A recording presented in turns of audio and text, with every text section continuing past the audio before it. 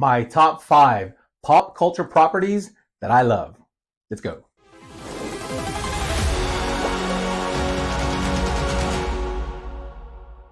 Hello, YouTube. Axie here once again, doing another top 5 video. In this one, I'm going to cover the my top 5 favorite pop culture properties, whether it's comic books, entertainment, whatever that might be. There's tons out there, right? We used to think that pop culture was just a very limited number of things, right? Even San Diego Comic-Con used to be just about comic books, whether that be Marvel, DC, Image, Dark Horse, and a lot of the smaller publications, independent comic publications. But now it's gotten so huge, so mainstream that there's a lot of them, and that's okay. We invite anything that falls under the pop culture umbrella. I'm always going to embrace, or at least give it a shot. I may not always be a fan of them, but at least I'll give it a shot. There's certain things that I, for some reason, just always have a mental block on, like animation. I love animation, but there's a certain style of animation that it either hits or misses, which is weird, right? Because if you'd think if I like animation, then I should love animation, but that's not the case. I have a very particular style, and when it's not my air quote style, like what I like in this brain, I just, no matter how good it is, I just can't get into it. I'm a huge culprit of that, and I'll explain it later in the video. But for now, let's get into the top 5 properties that I love. Number 5 on this list is Marvel. Whether it's Marvel Comics, Marvel television, Marvel video games, Marvel Cinematic Universe, anything related to Marvel. I've been a huge fan since I was a kid. One of the first comic books I ever picked up was Jim Lee's X-Men run. Still to this day, the highest selling #1 comic of all time, X-Men #1. We all know it. I have them up here on the wall. You can kind of see the Magneto with the connecting covers. And I've shown them in other videos. I have the 4 all signed by the writer, Chris Claremont, the artist, Jim Lee, the inker, Scott Williams. So it took me a while to get all those signatures. I'm a big fan. I even almost got in trouble with the law about comic books when I was a child. It involved Toys R Us. Won't get into the details on that.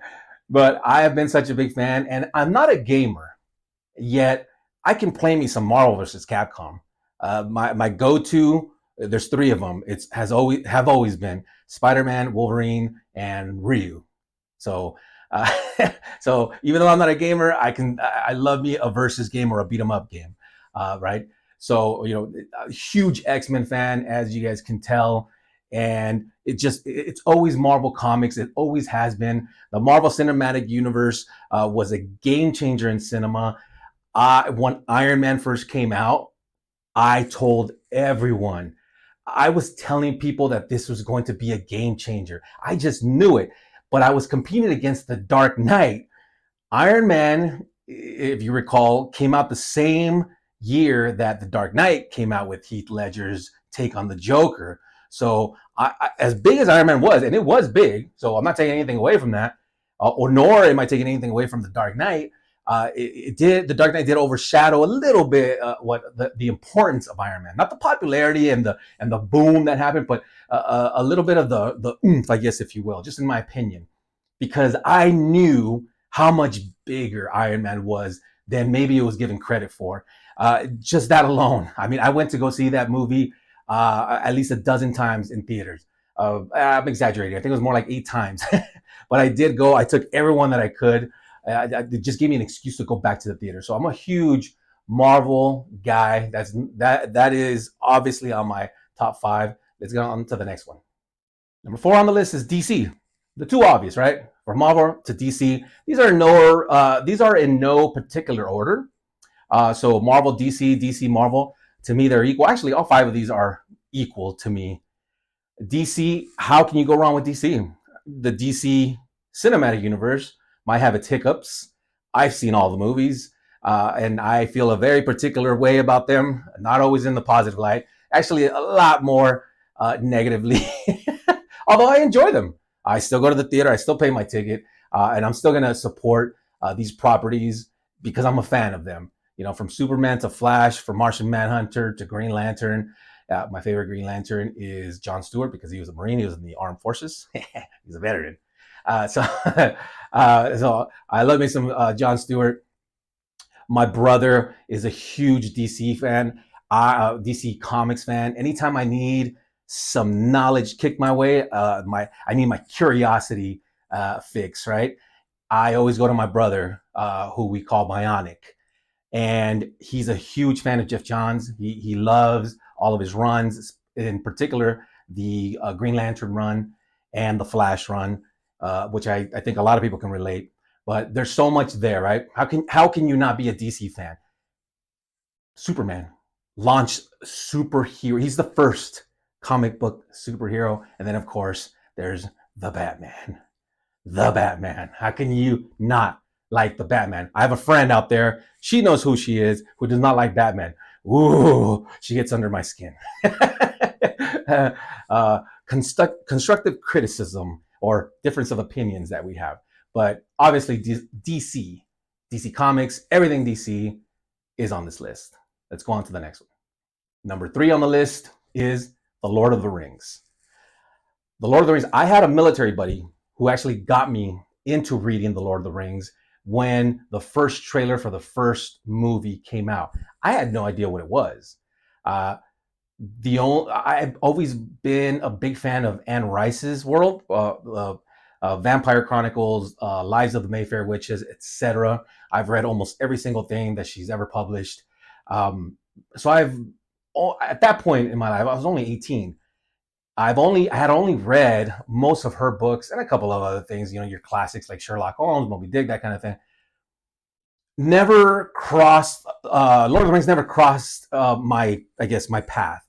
How? I have no idea to this day because it's fantasy. I guess I just never read or got into any fantasy books at that time, at that age. I was into comic books.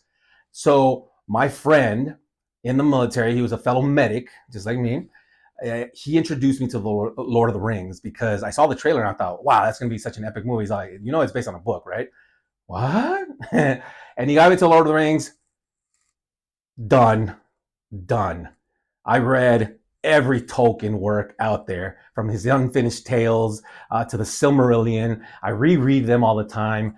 I have the collected works. I collect the weaponry from the films, from the Peter Jackson films. I have them displayed at my home bar, the Drunken Dragon. Huge Lord of the Rings fan. I actually have a cousin, we call him Atomic, who we constantly send memes back and forth, always Lord of the Rings related. That is our kind of thing. And I just love me some Hobbit fare. Come on. I love going to the Ren Fair. The Ren Fair and Lord of the Rings kind of always go hand in hand for me. So I love going to Ren Fair for that reason. Drinking out of a horn mug or a wood mug. And I actually have my own like ceramic Hobbit mug. It's not like officially licensed or anything, but I always pretend like I'm a Hobbit. I identify with Hobbits way more, probably because, the food fair, I am a little bit on the chunkier side for good reason. I love to eat, but I love me some Hobbits. The flute tune, I love it. Side note, this is more on the personal side. My wife also loves the Hobbit flute tune for very personal reasons that I won't go into this video, but they do involve our daughter and a connection that the three of us have with the little flute tune. So I love that. That would be alone. That alone, would make me a Lord of the Rings fan on a very deep personal level. But love me some Hobbits. Love me some Rohan. They're my favorite. The Men of Rohan and the Two Towers. I love that. The Battle of the Helm's Deep is one of my favorite, if not my favorite part of the entire written trilogy. And my favorite race in all of Middle Earth are the dwarves. They're so badass in my opinion. They're like my favorite. But that is me with Lord of the Rings. I can talk about it all day. Let's go on to the next one. Number 2, or next up, is Harry Potter. Who does not like magic? Well, maybe some don't.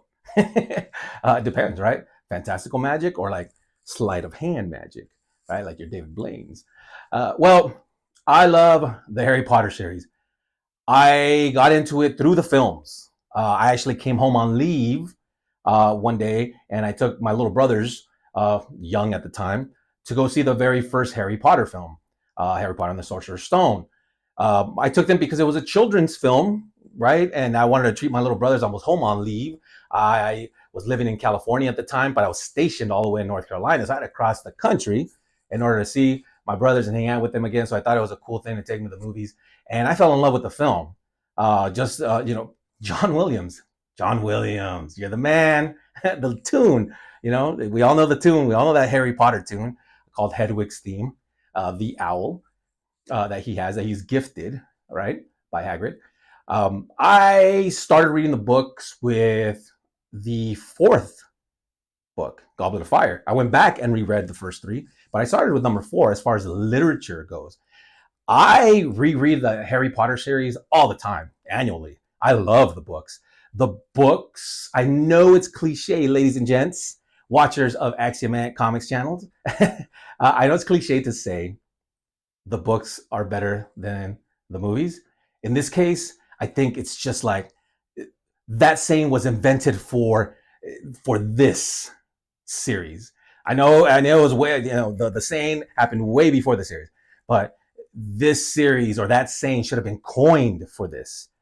The books are so much better than the films. There is so much that the films didn't capture or just completely left out. And what was really frustrating about that was that they could have included it. It would have been easier to include it.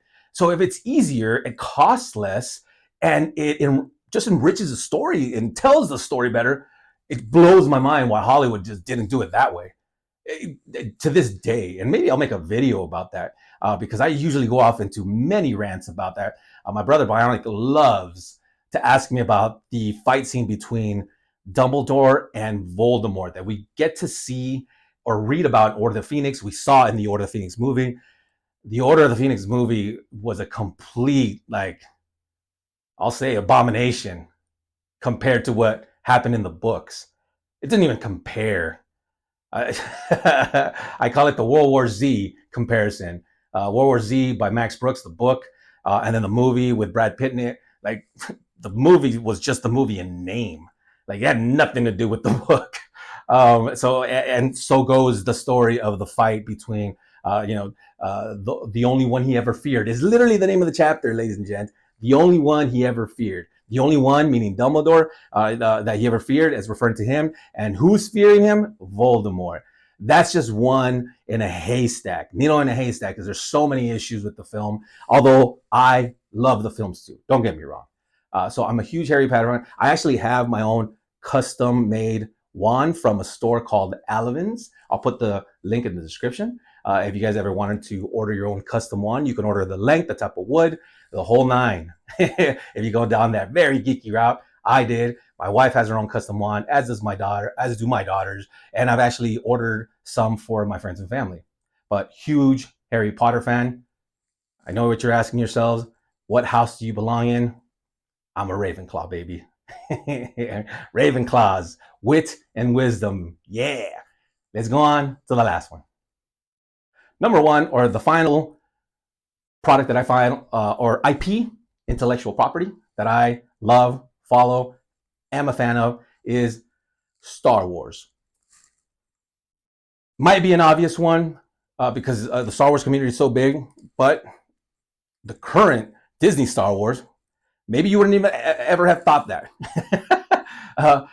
Sometimes you don't think that about a lot of people, because my opinion, and I know it is a widely thought opinion, so I'm not just jumping on the bandwagon on this. I felt like this from the very beginning. I am not a big fan of the current Disney Star Wars. As a matter of fact, I wasn't a fan of the prequel George Lucas trilogy. No, I'm not one of those fans. He's one of those guys that just hates everything. A typical Star Wars fan. They aren't happy with anything. Of course, that argument can be made. unless you listen to our opinions and we know what we're talking about, right? Uh, if you don't make a blanket statement about it, like say, "Oh, I just hate it because," and you don't have a reason. I mean, I can talk your ear off about the reasons why I don't like it, legitimate reasons, and based on what I've seen and facts, documentaries, opinions of others on both sides of the fandom and everywhere in between. I love talking Star Wars, so my opinions are based on all of that. That being said, I started this as saying that I love this and just starting to hate it right away. Criticizing Star Wars right off the bat. It's kind of typical, and I do that nowadays. But we're not here to talk about that. Why do I love it? Star Wars.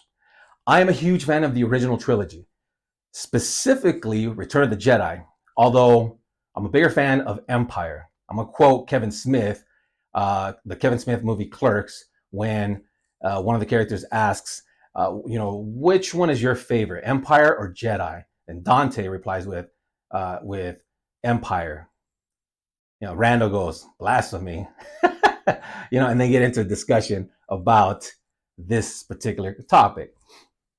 But the reason I love both is because even though I think Empire is a better film, Return of the Jedi is what got me into Star Wars. My cousin, who we call Frenzy, was in the hospital at the time. We were kids. And he was in the Children's Hospital, Los Angeles. We were little kids. And we're cousins. So only direct family were allowed to spend the night there. But they always made an exception for me because we were like brothers. We still are to this day like brothers. He had major surgery at such a young age. We didn't even know he was going to make it. So while we were trying to see if the gods were on our side or not, or if he was going to go on to the next plane of existence, we waited it out.